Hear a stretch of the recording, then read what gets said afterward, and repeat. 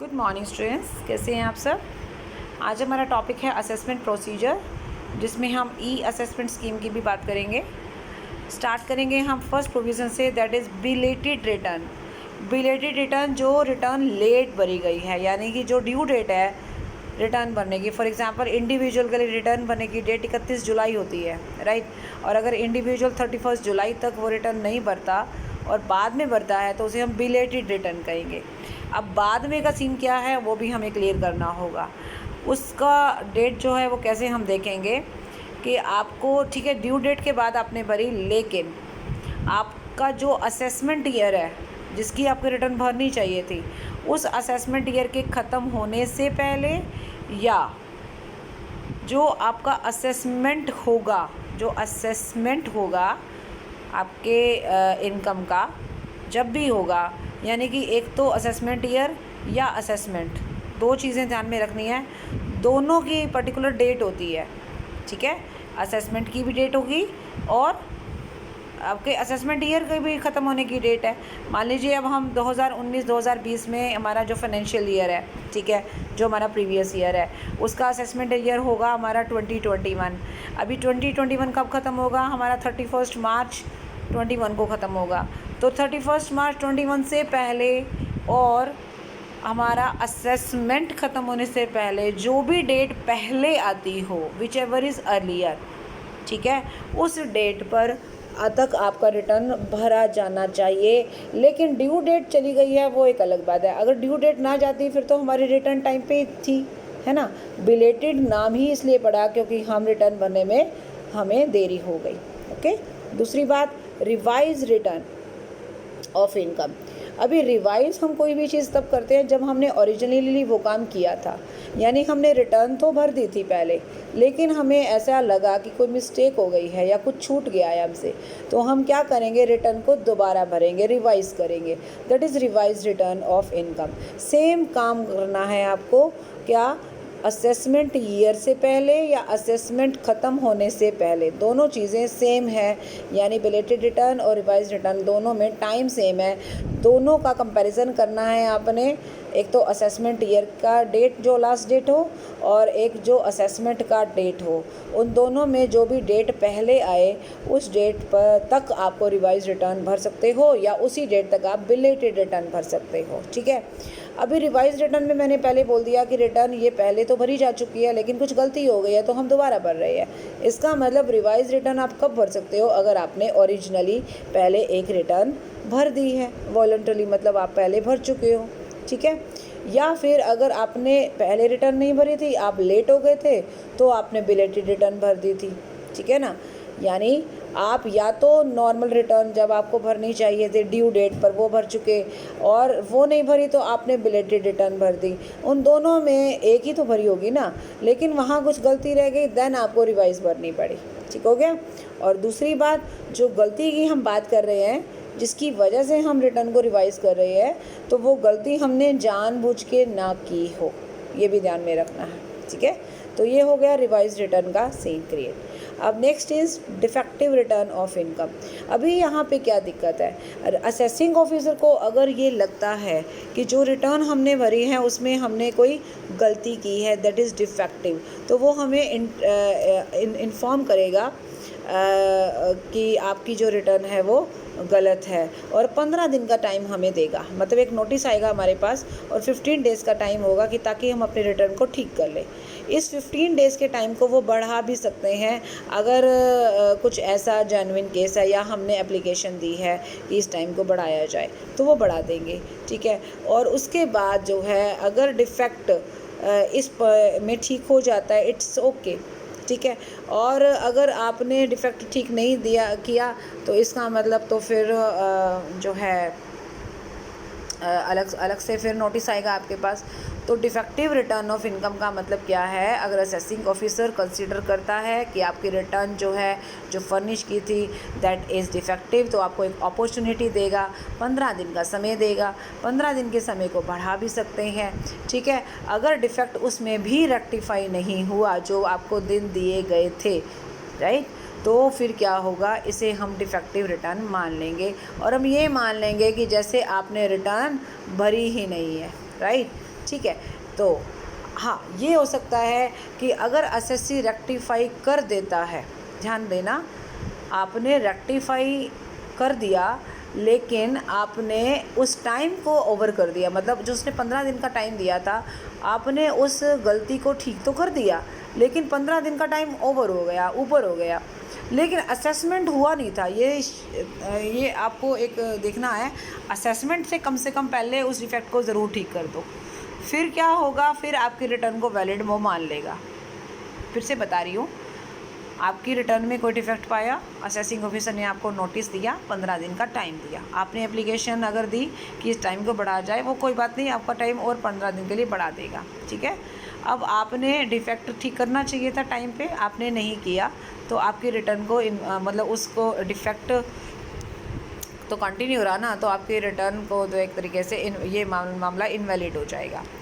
अब अगर आप डिफेक्ट ठीक कर देते हो, चाहे आपका टाइम ज़्यादा भी क्यों ना लग गया हो, तो भी अगर आप असेसमेंट से पहले उस डिफेक्ट को ठीक कर देते हो तो फिर आपकी रिटर्न को जो वैलिड मान लिया जाएगा। ठीक हो गया। चलिए, अब कोई भी रिटर्न डिफेक्टिव क्यों मानी जाती है हम ये चेक कर लेते हैं। ये कुछ केसेस हैं, ये ध्यान में रखिएगा कि क्या क्या केसेस हैं, एक बार देख लेते हैं। कि मान लीजिए आपने कोई स्टेटमेंट नहीं पूरा भरा, आपने अपना टैक्स कंप्लीट अच्छे से जो है कैलकुलेट नहीं किया, आपने ग्रॉस टोटल इनकम के डिफरेंट हेड्स में कोई कॉलम खाली छोड़ दिया, तो एक तो ये बात हो गई। दूसरी बात, अगर रिटर्न के साथ कोई स्टेटमेंट आपको लगाना था वो आपने नहीं लगाया, मान लीजिए कोई सर्टिफिकेट आपको लगाना है, कोई और अटैच करना है आपको प्रूफ, वो आपने नहीं किया, आपने कोई ऑडिट रिपोर्ट लगानी थी वो नहीं लगाई, आपने प्रूफ ऑफ टैक्स देना था वो नहीं दिया, जैसे एडवांस टैक्स का है या टीडीएस का है वो नहीं दिया। ठीक है। अच्छा, टीडीएस की जहाँ तक बात है, टीडीएस क्या होता है कि जब हम कोई भी इनकम अर्न करते हैं तो कई बार हमारे इनकम पर हमें टैक्स काट कर वो पैसा मिलता है। जैसे अगर आपने कोई लॉटरी की इनकम है और आपने 10,000 रुपये से ज़्यादा की कोई लॉटरी जीती है, तो आपके लॉटरी के इनाम पर 30% काट कर आपको टैक्स दिया जाएगा, सॉरी इनकम दी जाएगी। ठीक है। अब क्या हुआ कि आपको तो लॉटरी का पैसा टैक्स काट के मिला, तो आपको कोई प्रूफ ऑफ टैक्स भी तो मिला होगा ना कि हाँ हमने टीडीएस कटवा लिया है। लेकिन जब आपने रिटर्न भरी, आपने लॉटरी की इनकम तो वही दिखाई जो आपके हाथ में आई, लेकिन आपने उसके साथ टैक्स का प्रूफ नहीं लगाया। अभी असेसिंग ऑफिसर को कैसे पता लगेगा कि आपने टैक्स कटवाया है? तो आप कोई ना कोई प्रूफ तो अटैच करोगे साथ में। लेकिन अगर आपको टीडीएस का फॉर्म या सर्टिफिकेट मिला ही नहीं तो आप कैसे लगाओगे? अब टीडीएस का सर्टिफिकेट आपको कौन देगा? जो टीडीएस काटेगा सर्टिफिकेट भी वही देगा। ठीक है। तो मान लीजिए अगर आपको टीडीएस का सर्टिफिकेट मिला ही नहीं, ए सर्टिफिकेट ऑफ टीडीएस या टीसीएस आपको नहीं मिला, तो आप कैसे भरोगे? तो इसमें तो आपका कोई गलती नहीं है। दूसरा, सर्टिफिकेट मिल गया लेकिन आपने क्या करना है, आप उसको विदिन 2 ईयर्स, ठीक है, 2 ईयर्स ऑफ द असेसमेंट, जो भी असेसमेंट ईयर है उसके ख़त्म होने के 2 साल के अंदर अंदर फिर भी जमा करा दो तो भी काम चल जाएगा। फिर से बता रही हूँ क्या, कि आपने टीडीएस या टीसीएस का सर्टिफिकेट साथ में लगाना था, नहीं लगाया, तो 2 बातें हैं, आपकी गलती नहीं मानी जाएगी अगर वो सर्टिफिकेट आपको मिला ही नहीं, और दूसरा मिला है लेकिन असेसमेंट ईयर के 2 साल के अंदर अंदर आपने उसको डिपॉजिट मतलब उसको ऐड दे दिया असेसिंग ऑफिसर को, तो आपकी गलती को वो गलती नहीं मानेगा। ठीक हो गया। नेक्स्ट पे आ जाते हैं। आगे भी अभी कुछ पॉइंट्स हैं। अगर आप बिज़नेस कर रहे हो तो आपको बुक्स ऑफ अकाउंट्स तो मेंटेन करनी है ना, जैसे आपको manufacturing account, trading account, profit and loss account, balance sheet और बहुत सारी चीज़ें होती हैं, तो वो आपको मेंटेन करनी थी, तो उसकी एक एक कॉपी आपको लगानी होती है, बट आपने नहीं लगाई। अगर आप फर्म में हो, फर्म के सभी पार्टनर्स के पर्सनल अकाउंट्स, है ना। अगर आप एसोसिएशन ऑफ पर्सन में हो तो एसोसिएशन ऑफ पर्सन के मेंबर्स के सभी के अकाउंट्स, राइट। अगर आप सोल प्रोप्राइटर हो तो आपका पर्सनल अकाउंट, तो ये सारे अकाउंट्स के कॉपी आपको रिटर्न के साथ अटैच करनी होती है, बट आपने नहीं की। ठीक है।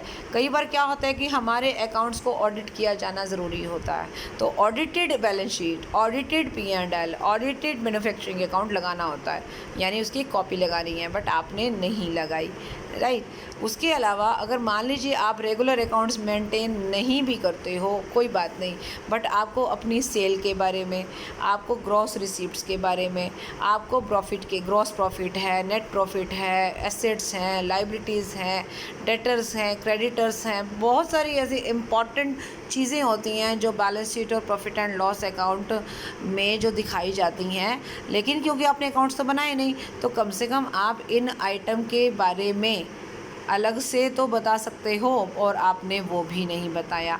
कुल मिलाकर वापस मैं चलती हूँ यहाँ पर, क्या कि आपको ये काम करने चाहिए थे, ABCD जितने भी हैं, और आपने नहीं किए, यहाँ देख सकते हो। तो इसका मतलब आपकी रिटर्न क्या है, डिफेक्टिव है। समझ में आया मेरी बात? तो डिफेक्टिव रिटर्न को भी हम इस तरीके से चाहें तो ठीक कर सकते हैं।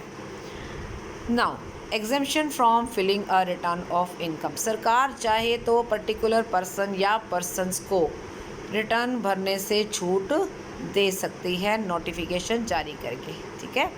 फिर next point, additional details to be furnished by a person who is filing return under section. ये मतलब क्या है, इसमें आपको बस इतना ध्यान रखना है, कई बार क्या होता है कि एक पर्सन की इनकम टैक्सेबल नहीं है, ओके। तो नॉर्मली एक ये हमारे दिमाग में बात है कि जो पर्सन टैक्स भरता है सिर्फ रिटर्न वही भरता है, पर ऐसा नहीं है। बहुत सारे केसेस आपको ऐसे देखने को मिलेंगे कि आपकी टैक्सेबल इनकम नहीं होने के बावजूद भी आपको रिटर्न भरनी पड़ती है। जैसे आप देखो यहाँ पे, अगर आपने 1 करोड़ से ज़्यादा रुपए किसी भी करंट अकाउंट में, चाहे वो आप बैंक में बनाओ या आप किसी कोऑपरेटिव बैंक में, नॉर्मल बैंक या कोऑपरेटिव बैंक में अगर आपने करंट अकाउंट खोला है, एक या एक से ज़्यादा अकाउंट भी खोल सकते हैं, करंट अकाउंट बोल रहा है, राइट, ये ध्यान में रखना, और उसमें जो अमाउंट है वो 1 करोड़ से ज़्यादा है, तो आपको ITR भरनी पड़ेगी, ठीक है। दूसरी बात, अगर आपने कम से कम 2 लाख यानी 2 लाख से ज़्यादा अपने और अपनी फैमिली के साथ, राइट, एनी अदर पर्सन भी हो गया, फॉरेन टूर पर आप गए और आपने ट्रैवल पर 2 लाख से ज़्यादा का खर्च किया, तो आपको ITR भरनी पड़ेगी। तीसरी बात, अगर आप 1 लाख रुपए से ज़्यादा का बिजली का बिल पे करते हो, राइट, तो भी आपको ITR भरनी पड़ेगी।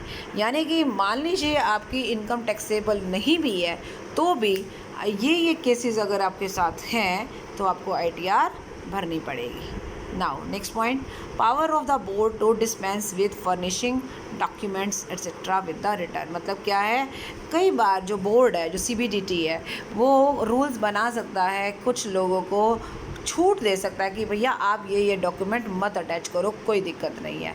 लेकिन जब भी असेसिंग ऑफिसर चाहेगा तो उसके सामने ये डॉक्यूमेंट्स दिखाने ज़रूर पड़ सकते हैं। आपने बेशक रिटर्न के साथ ना भी लगाए हो, बट आपको असेसिंग ऑफिसर के आगे ये शो करने पड़ सकते हैं, ठीक है। फिर आ जाता है scheme for submission of return of income through tax return prepares. मतलब क्या है इसका, हम ITR भरते हैं, कई तरीके हैं, ठीक है। मान लीजिए आपने ITR भरनी है, बट आपको ITR भरनी नहीं आती, उसके लिए क्या है, सरकार ने कुछ लोगों को ऑथराइज़ किया है, उन्हें बोलते हैं हम टैक्स रिटर्न प्रिपेयर्स। मतलब जो टैक्स की रिटर्न को प्रिपेयर करते हैं, जो तैयार करते हैं, ऐसे लोग ऑथराइज होते हैं, राइट। इनको शॉर्ट फॉर्म में हम TRP कहते हैं, और ये आपके बिहाफ पर आपकी रिटर्न भरेंगे, और आपकी रिटर्न में एक कॉलम होगा जिसके नीचे लिखा होगा signature of TRP if return is filled by TRP। यानी कि अगर आपने रिटर्न भर रही है तो आप साइन करोगे, राइट, और आप तो करोगे, लेकिन अगर आपकी रिटर्न आपने नहीं भरी है, आपके इस पर्सन ने भरी है, देन आप उस पर्सन का पूरा उसमें नाम होगा और उसके सिग्नेचर होंगे। ठीक हो गया, ये बात क्लियर हो गई मेरी बात, ठीक है। और बोर्ड जो है, ऑब्वियसली ये बोर्ड की एक स्कीम है जिसमें वो उन्होंने ये फैसिलिटी जो है प्रोवाइड कर रखी है, ओके। अब ये फैसिलिटी किसको प्रोवाइड कर रखी है, किसी भी स्पेसिफिक क्लास या क्लासेस। ऑब्वियसली सरकार जब भी कोई स्कीम बनाती है कुछ पर्टिकुलर लोगों के बारे में भी मेंशन कर सकती है, तो वो स्पेसिफिक क्लास या क्लास वो पर्सन कौन है, कोई भी ऐसा पर्सन, लेकिन वो कंपनी नहीं होनी चाहिए, राइट। और वो कोई ऐसा पर्सन नहीं होना चाहिए जिसके अकाउंट्स जो हैं वो ऑडिट होने हैं, राइट। यानी कि ऐसा पर्सन जिसके अकाउंट्स ऑडिट होने हैं या एक कंपनी, ये दोनों लोग टीआरपी से नहीं करवा सकते, बाकी कोई भी पर्सन करवा सकता है, ठीक है।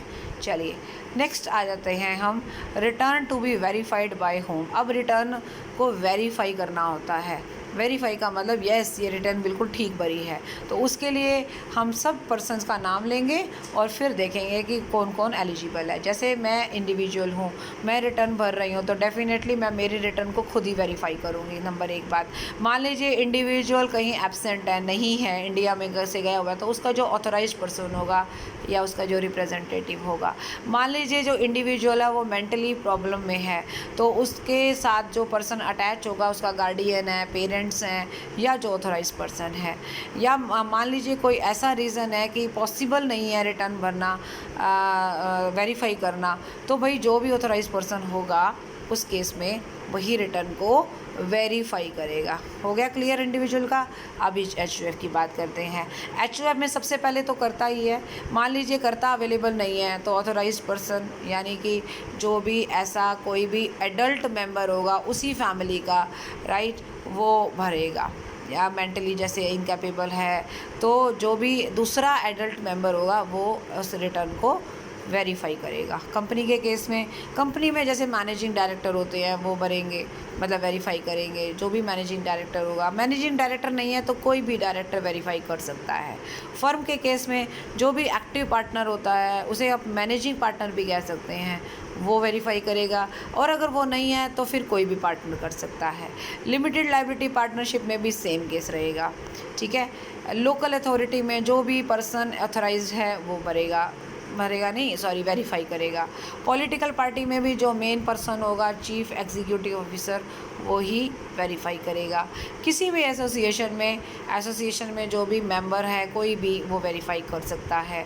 और कोई भी अदर पर्सन है तो ऑब्वियसली कोई भी जो ऑथराइज्ड पर्सन है उसमें वो कम्पिटेंट होना चाहिए, बस ये ध्यान में रखना, वो वेरीफाई कर सकता है, ठीक है जी। तो यहाँ पे ये बात क्लियर हो गई, ओके। तो हमें यहाँ पे इस पूरी लिस्ट में ये क्लियर हो गया कि वेरिफिकेशन कौन कौन कर सकता है। तो आज हमने किसके बारे में बात करी, असेसमेंट प्रोसीजर की। रिटर्न्स के बहुत सारे टाइप्स हैं और उसके बाद फिर हमने देखा कि रिटर्न कौन कौन भरता है, कब कब नहीं भरी जाती तो क्या सीन रहेगा। और कुछ पॉइंट्स थे, आपने टीआरपी के बारे में देखा और फिर हमने देखा कि रिटर्न को वेरीफाई कौन करेगा। So that's all for this video. Thank you so much, bye bye, take care.